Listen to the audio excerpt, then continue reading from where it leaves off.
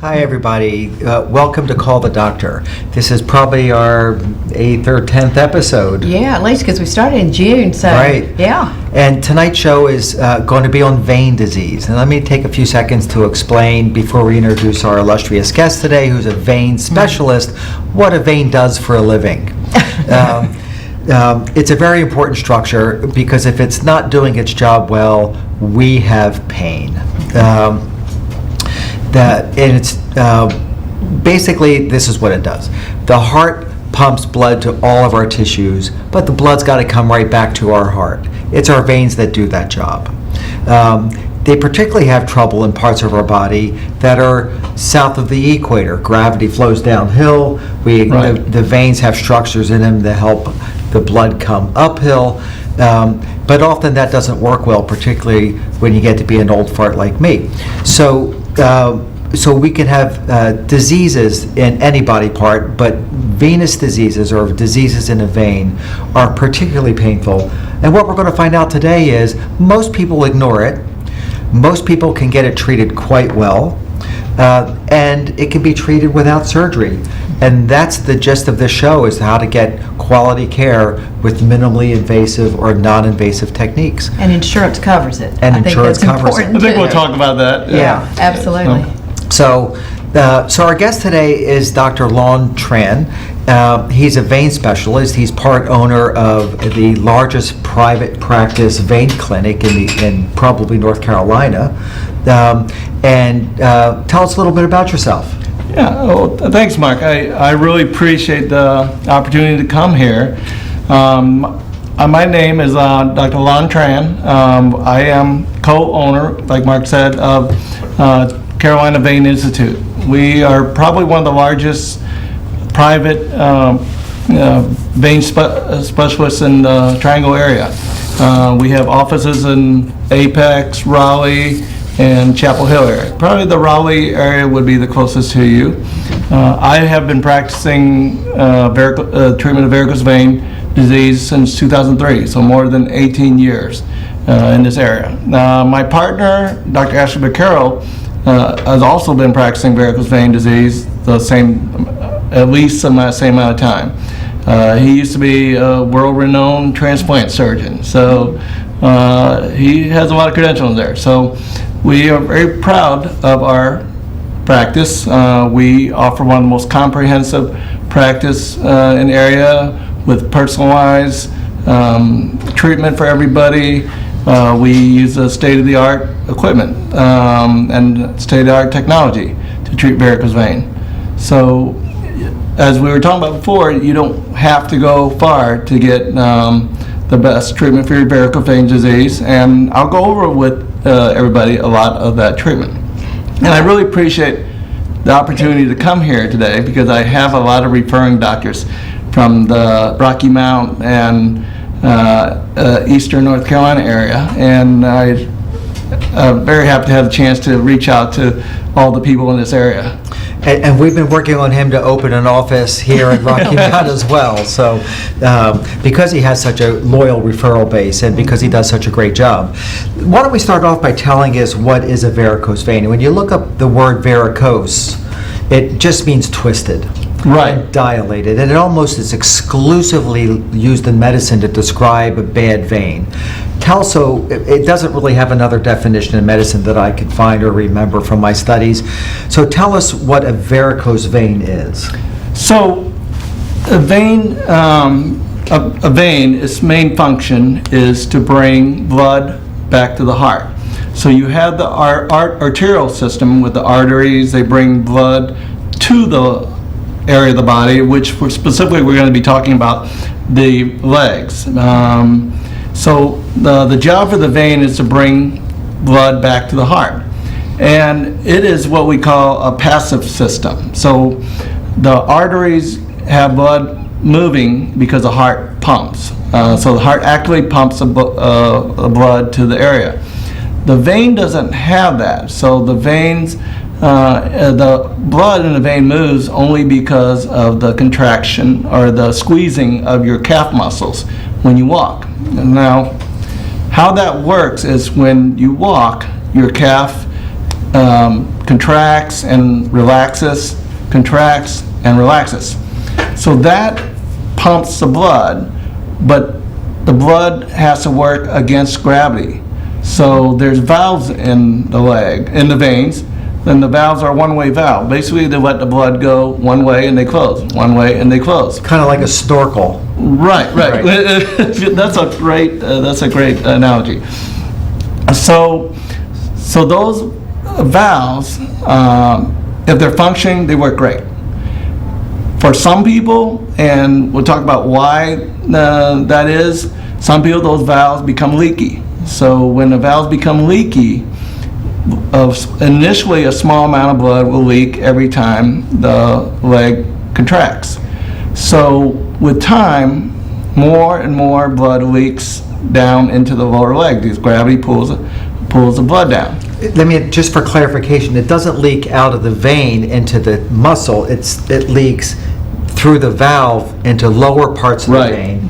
And does that make the vein dilate or Yeah. get bigger? Yes, Gotcha. that's definitely part of the problem, because so as the vein gets more full, it dilates or gets bigger, and it gets bigger, it pulls the valve apart. So it's kind of like a chicken and egg, do we think the veins got bigger and the valves started leaking, or the valves started leaking first and then the vein got bigger? Either way, the final result's the same. You have a big, boggy, dilated vein that isn't moving any blood at all. And then the blood just sits there stagnant. So as you realize, stagnant blood is not good. You have waste and toxin in it, so it sits there and irritates the leg. It And can cause a lot of pain with the distension as well. right, and also And exterior chemical. veins too. I mean, it like and I'm gonna be an example in a little bit because I went to Dr. Tran and wanted him Does to that come. mean you're showing us your legs? Yeah, well, I could be like. Let's one of bring a the girls. camera around over here. But I had sharp shooting pains in my thigh and in my calf. And my mother had varicose veins, and during my second pregnancy, my child sat on one leg. And I kept thinking, I don't want to have, a clot or thrombosis or something, so I need to check this out. And come to find out, I was doing exactly what you said. And I had some, actually, that looked kind of bulging on the outside a little bit too. And since you've treated them, that's almost gone away also. So, I mean, and the pain's gone away completely. I want to mention that a lot of people, because you said to me when I came, people used to have their veins stripped. You don't do that anymore. So if you are scared of something because you heard some relative say, I had my veins stripped and it was awful, it is so easy, so completely different and so completely easy. It took away the pain, and now I know that the good vein is carrying all the blood and functioning wonderfully. Right, that's just a great point, Gene, because people always wonder, well, you're getting rid of my veins. What are my legs going to do? So there's two separate systems. There's the deep system, and there's surface system. The deep system carries about 80 to 90% of the blood flow back And that's to the the heart. veins that are way deep inside of a right. muscle. Veins that you can't see. It's not like the veins that you see on the back of a hand or something like that. Right. Okay. So all the veins we treat are bad veins. They're not doing anything. The blood is sitting there stagnant. So patients always ask me, are you going to help make the flow in that vein better?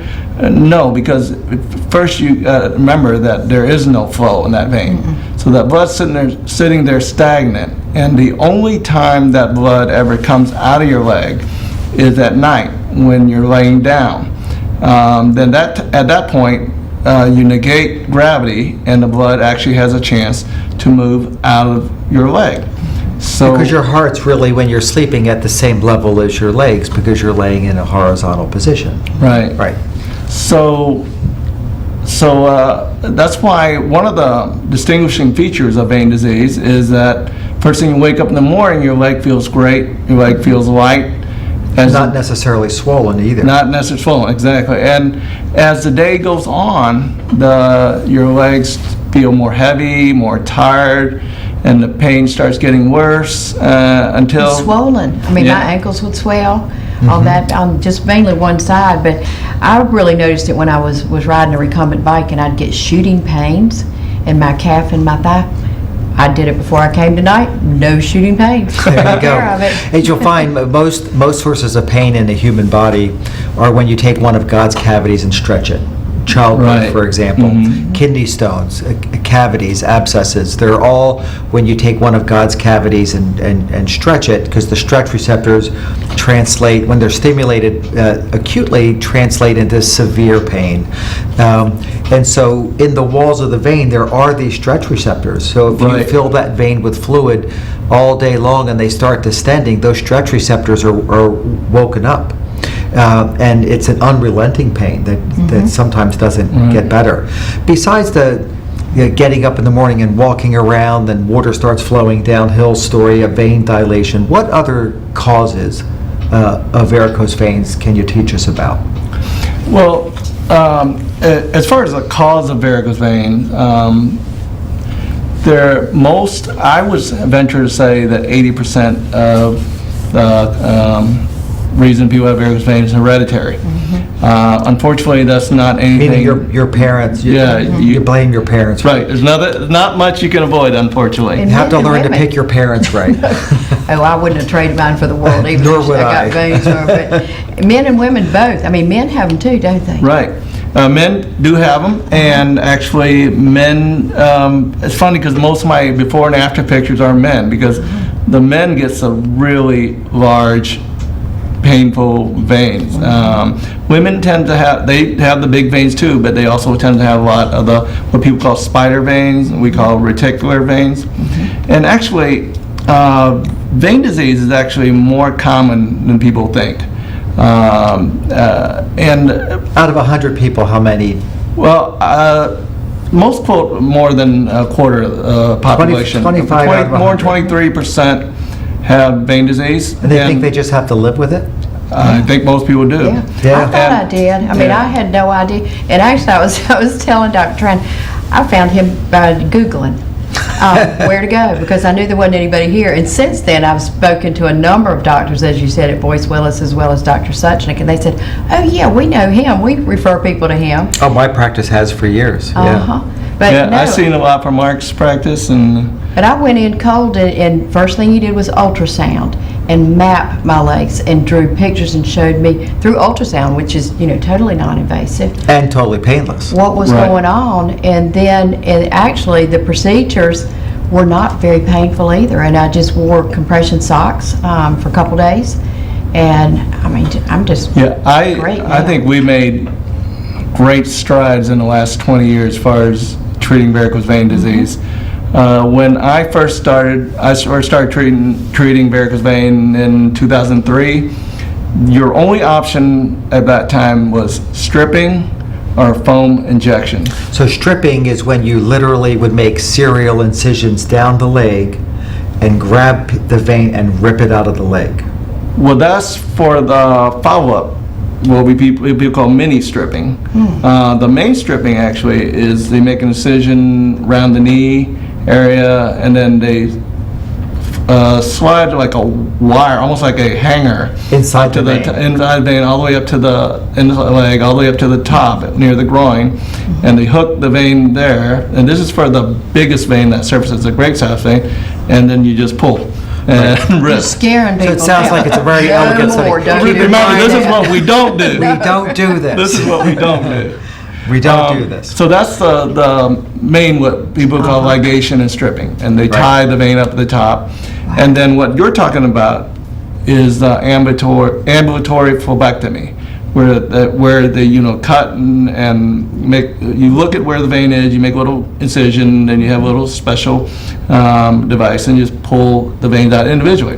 So you're physically destroying the veins is what they used to do, right? Now let's start talking about What you do now. the more modern things that we Yeah. do. But let's talk about some things first, in more of a historical perspective. My daughter just had a baby, and she had a varicose vein. What is it about pregnancy that makes varicose veins popular? And my best friend in the whole world is a bodybuilder, and she has varicose veins. Okay. Is it because of the physical activity? Is it still because of hereditary? To your first question, I think pregnancy is one of the other big reason why people get varicose vein. And most of us believe that women who get varicose vein during pregnancy is because their uterus, their womb, is sitting on a certain part of the vein and blocking the flow back to the heart. So with time, that dilation, like we talked about, damages the valves and then causes varicose vein. Varicose vein pregnancy is actually one of the interesting one that we do see, is one of the few that actually can get better. So most of the time, if you see that you have varicose veins, they're going to get worse. They don't usually get better. There's not much you can do other than to take care of them. But during pregnancy is one of the few times where you might develop a vein, and then a few months down the road, you don't notice anymore. But if the vein persists more than, I generally say about 3 months, then it's going to be permanent and it's going to get progressively worse. And as far as bodybuilder, yeah, that's an interesting point, because I was talking to you, I was curious about bodybuilders, because you see them on TV and they're strained, the veins are huge, and I'm always curious that if we actually did an ultrasound, whether we would see backflow in those veins or not. But I would venture to say the straining with time, the constant straining might put a lot of extra pressure on those veins. And I would probably say that you probably have to have predisposition to getting varicose vein disease to actually get varicose vein, because as you know, meaning getting back to you, it's a hereditary, or Right. your parents had to have a trend for that condition, Right. whether they had it or not. because you've probably Yeah. seen a lot of bodybuilders that once they stop bodybuilding, their veins go back to normal size. I have not been hanging around them like you have, so I can't give a testimonial for that, but. Well, you may okay. have to send me some bodybuilders for me to check their veins. I will send her to you. In fact, during the show, she texted me and said, she's Oh, making an okay. appointment. About that. Good. So, Well, what look- happens if they're not treated? You said at about the 3-month point, I didn't mean to interrupt you. Oh, that's okay. At the 3-month point, you said if they're not getting better, they get worse, and if they, at the 3-month point, is that a specific time that people should be super concerned about? I've had this for 3 months, and if I don't do something, I'm destined to have it forever. Right. Okay. Well, varicose vein, as I said, and pregnancy is only one of the few that the vein might go away. If you have a varicose vein and you've noticed that it's been around, it's just going to get progressively gets worse. So most people think varicose vein is a cosmetic issue. I would venture to say that 80% of my practice is medical, and probably only 20% is really cosmetic. So is that your way of saying that 80% or 8 out of 10 people come to you for pain, and 2 out of 10 come to you because they don't like the way it looks? Right. Okay. Right. I wouldn't have gone for the appearance because it wasn't that big a deal. It was just a couple small Yeah, places. yours was hard to see Yeah. even from the surface. But boy, when they showed me the pictures after they mapped them, it was like, and when you told me when it was pooling, it gets toxic. I mean, that Right. really that really pointed out, well, that's probably why it's pooling and it's hurting in there. But I'm amazed, I started this in September. Of course, one thing, if Medicare is going to pay for it, which in my case it did, you have to wear compression socks to prove that they won't make it go away for a period of time, which is not a big deal. And then you go in they will pay for it once you did that. But I cannot believe that, I mean, literally I rode a bike as hard as I could before I came and had no pain. And I used to always have, it was like a knife being stabbed in my leg. That's great. Yeah. So if it's not the excruciating pain that you had, what are some of the reasons why people don't come? Well, obviously, They don't know. they don't know, Uh-huh. right? Right. And that's one of the reasons why we do this broadcast, is because people need to know that there are conditions, almost any condition today, but particularly painful conditions, you can get treated at any time without a significantly invasive procedure for most procedures today. One of the arts of medicine is to develop procedures over time, compared to when we were kids and Right. when we trained, that either avoid going to the operating room or get you in and out of the operating room faster, greater efficiency and smaller complications, Right. And if you can treat something that used to be treated in an operating room non-invasively, then that's really the state of the art of medicine, and that's the direction that we all should be moving towards. All innovations in medicine should try to put me out of business, right? As a surgeon, whether it's a pill or a non-invasive procedure like you do, if you can put me out of business, or any surgeon out of business, that should be the goal of medicine, right? So tell us some of the techniques that you do to treat vein disease that are non-surgical. Right. And I presume that they're the same whether they're the 8 out of 10 that are pain or the 8 out of 10 are cosmetic. Is that a true assumption? Let's take a break, and so people will be wondering what they are while we're taking a break, since we need to. That's a great idea. And the minute we get back, we'll jump right into telling how, and I can tell you, it's just wonderful. It barely Perfect, hurt. yeah. It was great, so. So we'll see you on the backside of this commercial.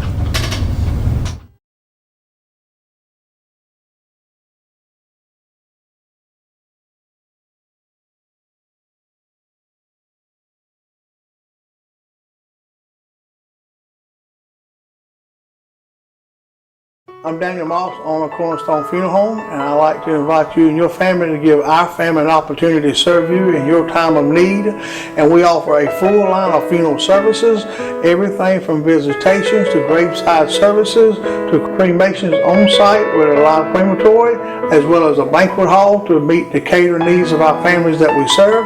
We offer catering service, we offer refreshments prior to visitations and services of our family, and we want to invite you to come and experience the difference here at Cornerstone Funeral Home.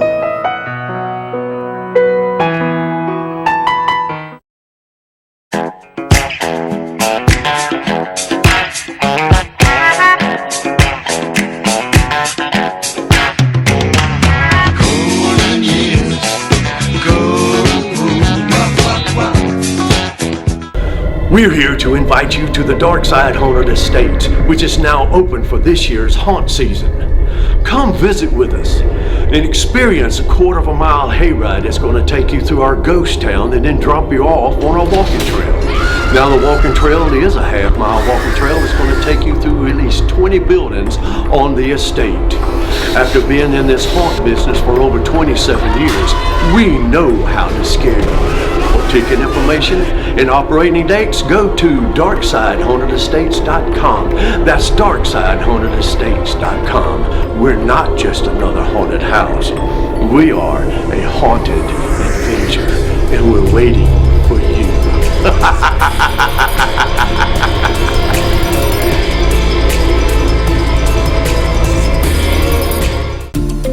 What is the Davis Furniture difference? The difference is we buy with you in mind. For generations, we have listened to our customers. We can help you find the look you want for every room in your house. Quality, style, color, and of course service.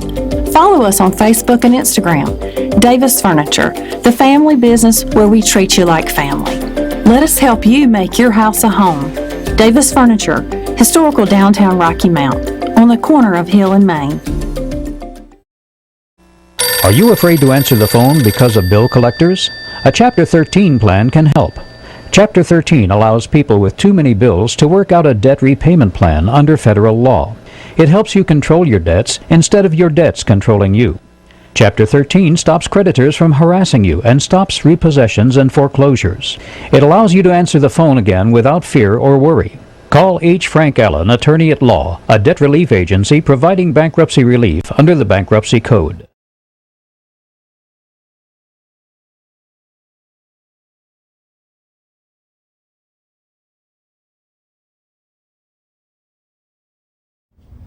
Welcome back to the second half of our Call to Doctor show, where we have Dr. Lon Tran today talking about varicose veins and how they can be treated with the emphasis on non-surgically. A major source of pain and disability in the United States can really be managed, and it can be managed local to us without much of a big deal, right? Yeah, right. And you're at Rex Hospital in Raleigh. I mean, that's what I looked up, and I found that all you have to do is just go straight into Raleigh, go on 440, get off on Lake Boone Trail, and Right. you are right there. Yeah, we're right across from Rex Hospital, and that's probably our Raleigh office is probably the closest to most of your patients. I would think it would be. Right, and it's an easy transportation, and once you see what we're talking about, and you'll find that it's well worth the trip if you have leg pain because of vein disease, because you just don't have to live with pain. So, tell us, we ended the first segment with you telling us about how, beginning to tell us about how varicose veins are treated. So as we alluded to earlier, the treatment of varicose veins in the past have not been, let's say, kind. It's been brutal per se. Right. And actually, even the funniest thing, then way back in ancient times, they used to beat on your varicose vein. So, That'd make it worse. So when they beat on the varicose vein, it causes a clot, and the vein goes away. Right. We stopped doing that, but then we moved to stripping. That's the old Bible and ganglion cyst. Right. Yeah, So, okay. stripping is what, even when I first started, stripping and foam injection were only two options. Obviously, foam injection was much better, and we can talk about that too. But as far Is that done anymore? Oh, that is definitely actually one of the best ways to treat varicose vein. And the company that developed it came to watch you do it, right, because you and your partner are so good at it? Right. So I started doing foam injection way back when it started. What is the foam? The foam is polydocanol or sodium tetradecyl sulfate. It's a detergent. There's only two medicine approved by FDA for treating varicose vein. So the reason is we started using it as a liquid. So the liquid works. It just doesn't work as well. How does it work? Basically, it's a detergent. So basically, your vein walls have a fatty lining in it. So when you inject the medicine, it dissolves that fatty lining. Right. So causing them to collapse. don't inject your veins with Tide. Right. So initially it worked very well as a liquid, but when you inject a liquid, you can't see where you're injecting. You can't see the medicine flow. So the foam would show up on an X-ray or an ultrasound. Right, machine. and I'll show you some pictures of that. So we have some. Yeah, you brought some videos with you. Okay, great.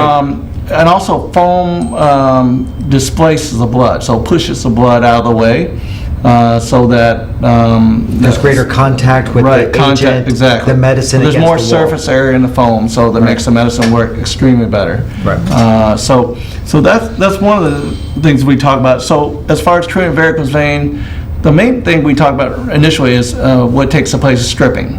So your surface system, you have two large veins. The great saphenous vein that runs along the inseam of your leg. These are the veins in your leg. Yeah, and then there's a small saphenous vein that runs along the back of your calf. Mm-hmm. So those two veins are like the trunk of a tree. So usually in our field, we want to take care of that first. So the options to treat those veins used to be stripping. But now, most or not all of us do the non-invasive procedure, or minimally invasive procedure. They're divided into the thermal ablation and the non-thermal ablation. So that means you put heat inside. Yeah, so either heat or no heat.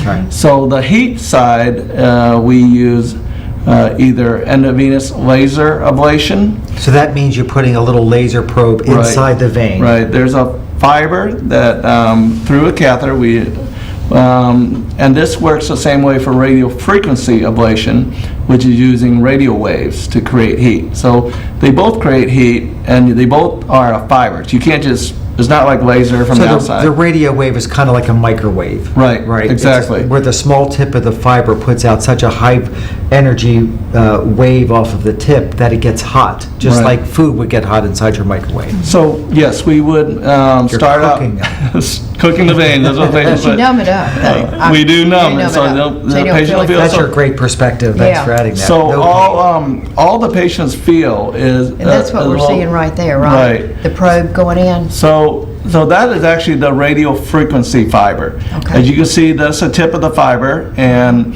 so there's three parallel lines. The one on the top and the one on the bottom are the walls of the vein. that's so the white tube-like thing. That's the fiber. That's so it's moving inside the vein. That's it's inside the vein, right? And as when you see that, when I turn it on, that's the steam bubble you're seeing.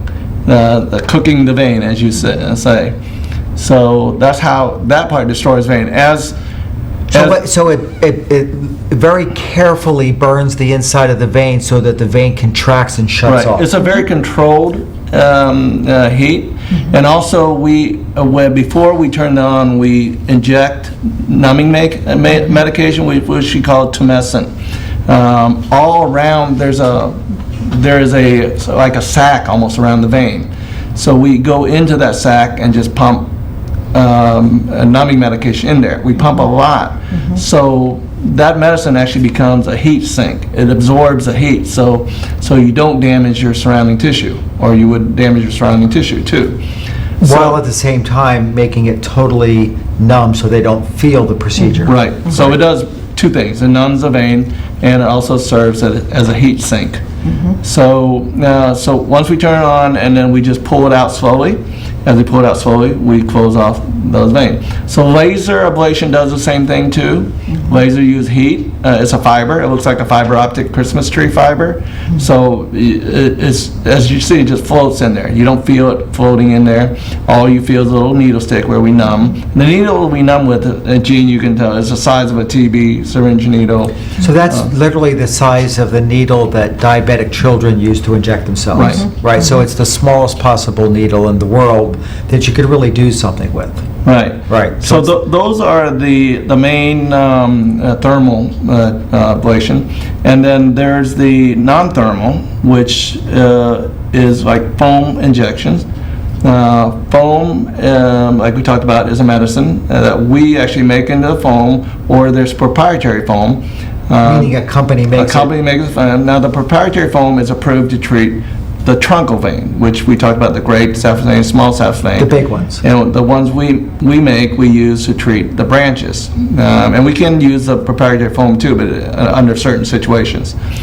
And then there's also what we call venous seal, which is actually like crazy glue. So it's cyanoacrylate. Which is crazy glue. Yeah, it's Right. probably the same one you guys use for Right, we your use it to joints. help close skin and things like And, that as well. and- There's medical versions of But, it. Now, we have another video up here. Explain this video to us. So it looks to me like the needle's entering a vein right Right, there. so this is just to show, actually, one of the important things is how one of the biggest advancement in treating varicose vein is actually the ultrasound. People forget, people always focus on the ablation, but the ultrasound is important because that guides us, that's our eyes, guides us how to treat it. So that there is showing how the needle enters a vein, and actually we can use, and then we're injecting the medicine at that point, the sodium tetrasulfate or polydocanol foam. And that's the vein being destroyed in front of us? Right, yeah. So that's not going to stretch anymore, is it? No pain out of that vein? It eventually gets hard and shrinks. That's what I was going to say. Over time, it just finishes the healing process. Right. And takes care of it. Well, that's impressive. Ultrasound is an amazing tool because it allows you to even get into smaller veins that before you would have no visible access to. Right. Yeah. When Well, I I- wish I had that when I was in the emergency department. Yeah, so many times I think now that, wow, I wish I had that back then. It was so easy to get into those veins. Yeah, ultrasound's an amazing tool. We use it in our office to help guide our injections. The anesthesia teams at both Vidant and in Nash use it for numbing up nerves in the neck so that my arm surgery is completely numb.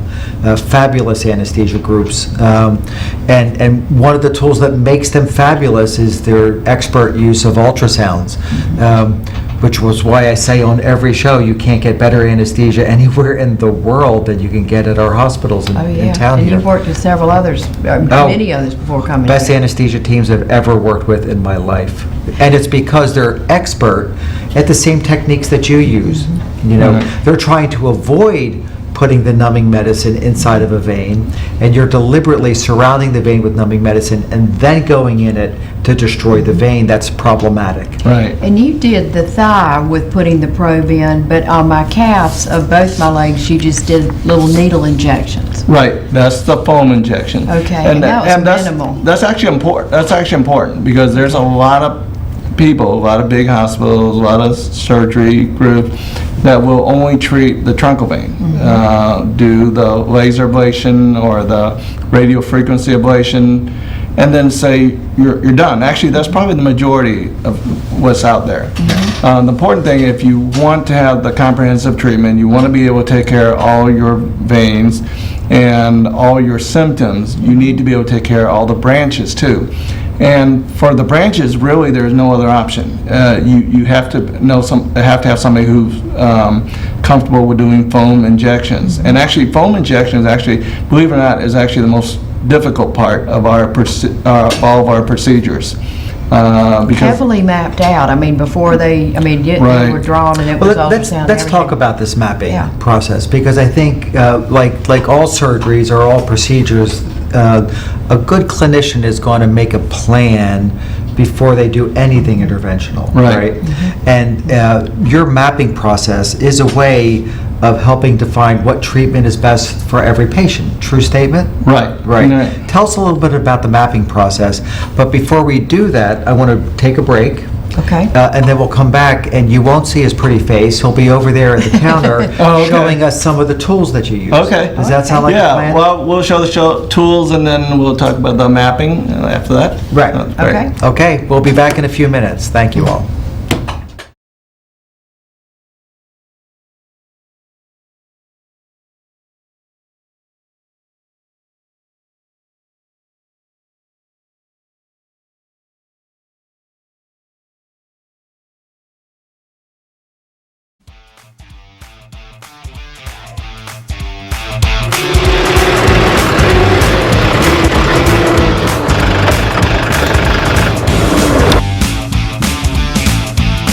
This is Nicholas Bellamy at Premier Equipment. I'm going to talk about the 4540 Mahindra.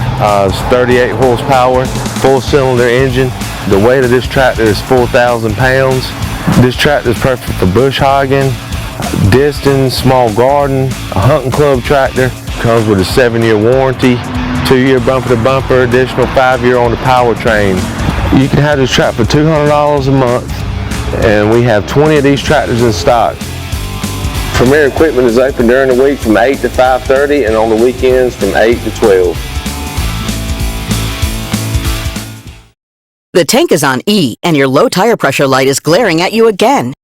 You do not have time to wait in line and pay to put air in the tires, and you certainly don't want to get out of the car in the cold and pump gas. What if you could pull up to a gas pump and have an attendant run out to greet you to pump your gas, clean your windshield, and put air in the tire, all for no extra charge, while you step inside and enjoy a made-to-order breakfast or lunch? Does that kind of full service exist anymore? It does, at JD's Grocery & Grill, a service station created to bring back the full-service experience to all customers. JD's Grocery & Grill is a full-service gas station. Eat in restaurant with tasty made-to-order food and a grocery store all in one. The staff at JD's Grocery & Grill is ready to field all requests and will help you find anything you need. Call them today at 252-972-5000 or stop on by at 1240 Atlantic Avenue. Store hours, Monday through Saturday, 6 a.m. to 6 p.m. Grill hours, Monday through Saturday, 6 a.m. to 2 p.m. JD's Grill & Grocery, at the heart of great food.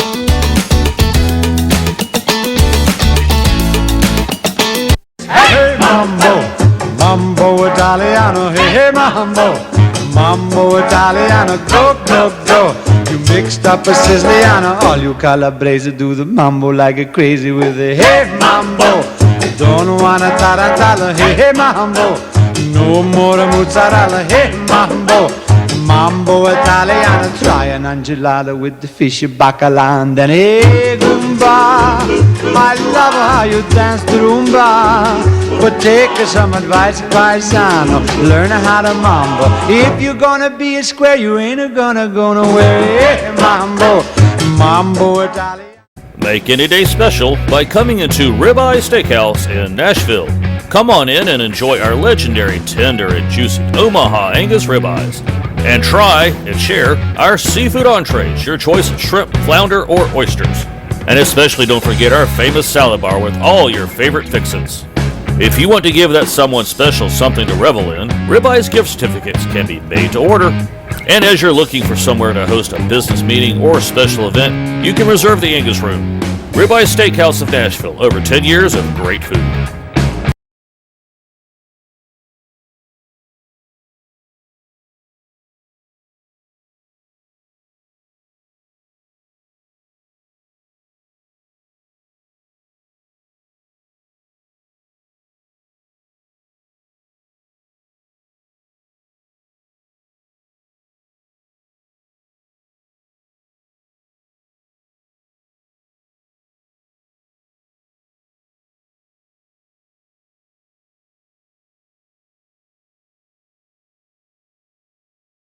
Well, welcome back. Doc is going to show us some of the tools of his trades spread out on an operating room towel on the back table here. Lon, explain some of the instruments that you have in front of us, in front of you, Yes. and how you use them. So we talked a little bit about the entry. So all the thermal procedure needs an entry.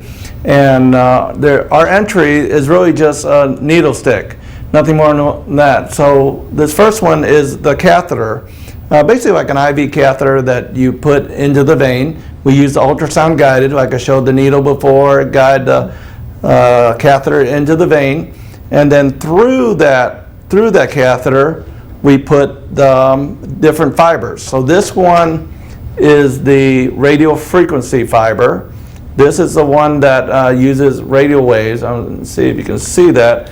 Radio waves to heat the vein. So basically, the catheter would be in the vein, and then we would thread the fiber through there. So actually, we take that out, and then we put the fiber through there, and it goes into the vein. And how long do you leave it there? We actually leave it just 7 seconds at a time. Okay. So just 7 seconds to heat the vein, and then we move. And this is a laser fiber. I don't know if you can actually see the fiber, but it looks like a fiber optic Christmas tree fiber. And it does the same thing too. It basically goes into the catheter too. And as we go up to the top. Are they all equally effective? Do you pick one over the They other? are. That's actually a great question. They actually are almost equally effective. They are generally about 90 to 95% effective. How we choose them actually depends on the size of the vein, how tortuous or how curvy the vein is. Also, The fiber optic being Also, more unfortunately, one of the decisions we have to make is what your insurance company will cover, because different insurance company will cover different procedures. But the good news is that they are all pretty much equal.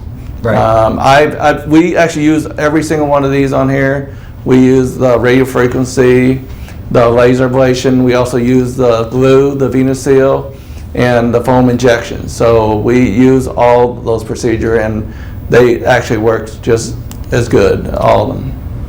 And it's very fast. It's over before you even know it. And come on back over here, and we have a bunch of questions that were called in on the show, because it's called Call the Doctor. And if you could. One thing that people would really like to know, and you could address this very easily, is if a person comes in and has it done, can they go back to work, or do they have to convalesce or keep their legs up? No, that's a nice thing. In the past, we always said stripping takes about 2 to 6 weeks recovery. All of our procedure, pretty much you can go back to work the same day. Even bodybuilding? As a matter of fact, I have a patient who was a construction worker who went back to work the same day. Then he told me the next day he went to work, and I'm like, wow, how are you? He was perfectly fine. I could have gone straight to do whatever. I mean, in fact, I think I went and did a TV show for Sandra at WHIG later that afternoon. We actually encourage you to be active after the treatment. Yeah, they told me to walk. They said don't, and I'm not one to sit much anyway, but they said keep So that was perfect for you. Keep walking. And how long does it take for them to go away once they've been treated? Generally, I tell people it takes about, for the big veins and even the small veins, about 6 weeks. So what has to happen is whatever modality we use is destroy the veins, and the vein collapse, and with time the body absorbs it. It's like you have a scab inside your leg. So you have a scab on the outside, eventually it just disappears. We also don't know exactly how it all happens, but the same way with the veins. And if you do the trunk first and then go for the branches, what's the time, how long between different treatments? Yeah, so our protocol, pretty much similar for most of the procedure, is we do the primary, which is like the trunk procedure first, and then we follow up roughly about 1 week later, do our first set of injections, and then 2 weeks later we take a look at everything we treat again, anything left over, we do injections. So in general, I tell people about 3 to 4 weeks for the whole set to complete. And you don't have to keep the compression hose on the whole time. Just get one pair and use them for everything. And you don't have to, I think it's just the one night and then all day for 2 or 3 days, and that's it. Right. And people always tells me they hate hoses. And I told them our goal is to get you out of hoses. Yeah, Right. very quickly. Yeah, they're very tight, very compressive, and often painful, particularly when they're placed over an incision, Right. right? Yeah. And I've got one more question that somebody wanted us to ask him. Is there any medicine that you could take to treat it for the pain and whatnot? Not the pain after the procedure, but if somebody has it and they're thinking, well, I don't know if I'm ready to go to that extent, even though I'm telling you, it's a piece of cake, folks. But Pain-wise, most people don't take anything more than anti-inflammatory, like Motrin or Tylenol. And does that help? Oh, yes. That's usually enough. And actually, a lot of our patients don't take anything after the procedure. I can count on one hand how many times I prescribe narcotics in a year. And actually, I think this year I have not prescribed anything at all. Yeah. I didn't take anything, and it wasn't because I was being a martyr. I didn't need anything. Right. Most people, Motrin is fine for them. That's amazing. So somebody has varicose veins. When should they be treated? Is there a reason to wait? Actually, there is probably no good reason to wait. Reason being that the longer the vein sits there, more likely it causes complication. And we talked about the big stuff, the ulcers and the blood clot, but even varicose veins sitting there, the longer they sit, they can cause skin changes, and also pigment change, discoloration and swelling. And the earlier we treat them, the less complicated it is. Right. So we can treat them all the way into, I have some pictures, but all the way into the big bulging veins you normally treat. Let's look at some of those pictures, and also the ulcers too. Did the veins cause the ulcers? Well, this is one patient. It's probably one of my worst patients we've had. That's not you, Mark, is it? And No, my legs are much sexier. as you can tell, his veins are very curvy. So actually, I treated him a long time ago, but even if he presented now, we wouldn't be able to treat him with all the laser ablation we had because his veins too curvy. So we actually treat him with foam injections alone. So this is before. And I've seen a lot of men in shorts that's like after. that. Wow. And that's the same guy. So. Aren't That's you impressive. surprised? It is And impressive. there's no cutting, and we treat him all with just injections alone.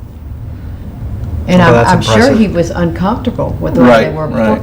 Plus, you always feel like you're looking at his. And we it can go could to the get next- nicked And you could bleed badly too. if We you go to the get next hit. patient. Okay. Now, she had, and that's a lady, she had, most of her stuff you see is down below, but her problems come from that truncal vein, that great south vein that runs up the inside of her, inseam of her thigh. So we treated the first part with a laser, then we followed by injection, so that's before.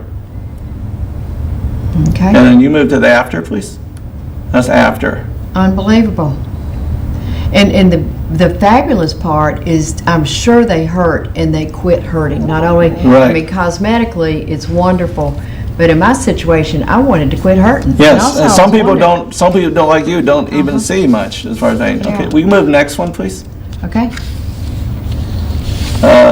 Also, young lady, so different age. She was probably in early 30s.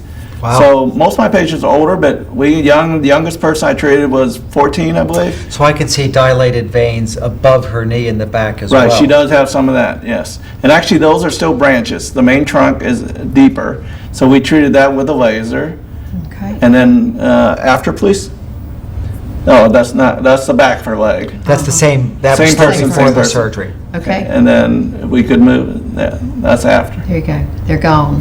Now, keep in mind, these are photographic examples, folks, but they're severe examples. Right. You could have much smaller collections of veins that are still a problem. You don't have to be horrible like these people, am I right? Right. To get in to get Right, be and then, treated. as like Gene said, some people don't even see the veins that are Right, bad. they just have the And, symptoms of yeah, the deep vein yes, being. Yes. And- Okay, and next.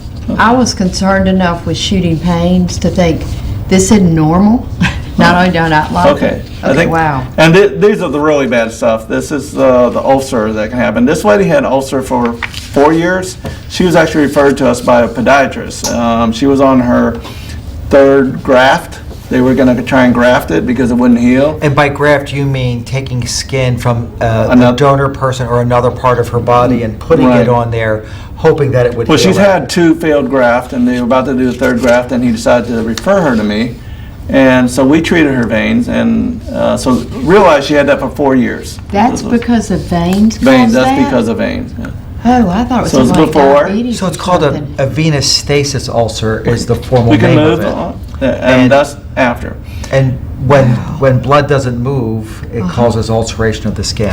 And, you know, hers looked a lot better, but the important thing was we were able to keep the ulcer away, so ulcer never came back. Wonderful. And I think we saw her 11 years in between. And not that picture, but I've seen her 11 years after I initially treated her and the ulcer was still gone. There's a couple of other things. To keep that picture up, there's swelling in her legs that suggests to me that not all swelling is because of vein disease. Right. Right? And she has spider veins distal to that. Well, those are actually particular,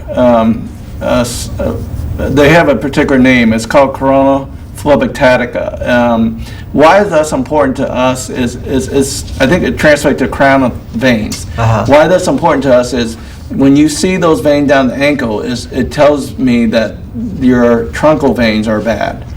Because gravity pulls all the blood down to your ankle, and down the ankle there's nowhere for those veins to go, so it's like an explosion of veins. So that's something that somebody could easily identify that Right. suggests, even if they don't have an ulcer, that they have diseased veins further up. in Disease their vein leg. further up, and you know, most time I don't need to do an ultrasound and tell someone they have varicose vein problem if they have those veins. So a lot of people who say they have purple ankles, that's what a purple ankle is. Define what a spider vein is. Spider vein is actually just another continuum of varicose vein. So they're just the smaller surface veins. So we actually don't call them spider veins, and insurance company doesn't call them spider veins, but we usually call either large vein, medium vein, or small veins. And the spider veins fall into that category. The important thing is if you do have a lot of spider veins, it could mean that your bigger veins are bad. And if that's the case, if someone were to try and treat the spider veins alone and do not treat the bigger veins, it's like you're trying to drain a pond and you got a stream still feeding it. Come right back. It's either Can they cause pain? Spider veins? spider veins actually can cause Yeah, pain. yeah. Yeah. I've actually, and I've been guilty in the past of telling patients, and when I first started, I told patients, I don't think your pain is from the spider vein, but I had this one patient who swears to me that her spider vein in the back of her thigh causes pain every time she has her period. And I said, well, let's treat it and see what happens. I can't promise you that, and lo and behold, she got better, and she was so happy. Well, and mine hurt too, by the way, but when you did the branches, all of a sudden it mostly dissipated and it doesn't hurt at all. It's amazing that took care of it. A couple quick things. My parents used to tell me to quit crossing my legs, that I was going to make, it makes your veins worse.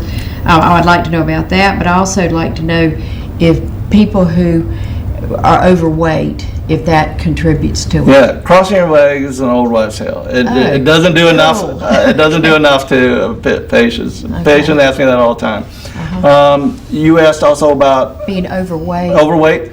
Weight can make varicose vein worse, but multiple studies have shown that being overweight doesn't cause varicose vein. So if you have varicose vein, it can just make it worse. One thing that's interesting is actually a lot of people who've lost a lot of weight, who had bariatric surgery, then all of a sudden they notice the veins, because the veins were always there, but they were hidden because they were their weight. So actually when they lost weight, the vein became more prominent. In short, we're running out of time. You have a success rate that is far greater than most treatments that any surgeon can quote to any patient for any disease, right? You're having 95% success rates. What do you attribute that to? Not that surgeons can't deliver an excellent outcome most of the time, but it would be unethical for me to say to somebody that I'm doing a carpal tunnel release on, I give you a 95% chance that you're going to hit a grand slam. I can tell them that in my experience, 99% of the time we hit a grand slam, but you can't promise any patient anything. But your statistics argue opposite to that. Part of that, we're fortunate that the technology we have available are very effective. But each technology alone doesn't give you that success rate. I think you have How to you use use all the the different technologies together. And I think that's the part that makes us so special. We're dedicated solely to treatment of varicose vein disease. So For decades. I so, mean, you've so really been yes, doing it a so long time. so everything we have is geared towards the treatment of varicose vein. So we're very comprehensive. We're very detailed. So all that together, and with the state-of-the-art technology, we're able to achieve that success rate. Right. And That's Carolina excellent. Vein Institute, I mean, I really want to tell people, you know, where to find him, because if you're like I am and you hurt, there is hope and help. I mean, it's a shame. I wish I'd known about thank you a you, long Jean. time Yeah. ago. And it's true, and you don't really always have to go to Raleigh, although that's our closest office. Most of the conditions that we're going to talk about on the show emphasize that you can stay local for superb, state-of-the-art treatment like my partner does. You can get most of that care done locally. Unfortunately, you don't have an office here yet. But He's trying to convince me. but he We're will. kind of spread out All right. now. So but give me, yes. I take the end of every show to espouse the benefits of COVID vaccination. Don't anybody hang up yet.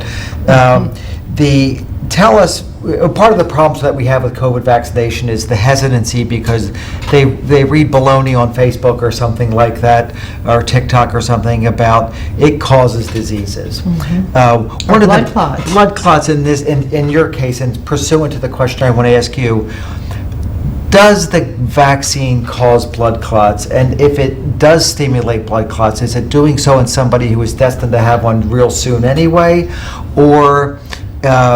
Or is it causing a blood clot at a far inferior frequency compared to what you could get if you get the disease? Because the disease itself can stimulate blood clot formation. Right.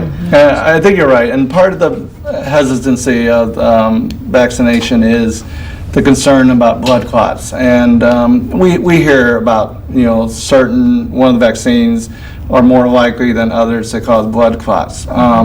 But actually, the incidence of developing blood clot is way worse with coronavirus. As a matter of fact, By hundreds of times, right, correct? right, and that's you're much more likely to develop blood clot with COVID infection than you will a vaccine.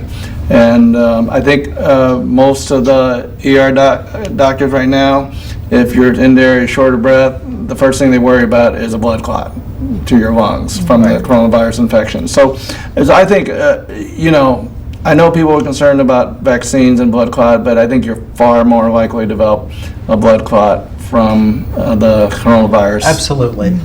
Probably one of the leading causes of death from being infected by COVID Right. is the blood clot. I think that's a major pathology right now, right? It is. Everything is related to blood clots in the lungs and in the legs. It is. And so folks, remember that almost 100% of doctors are vaccinated. Only 57%, I guess, of the Americans are vaccinated. I think we know something that you may not. You might want to consider the benefits of vaccination. My email is on the screen. I invite everybody who's watching this show to email me personally, and I will give you the no BS response to the benefits of the vaccine and the risks to you in not getting so. There'll be approximately 2,000 deaths in our country today from COVID infections.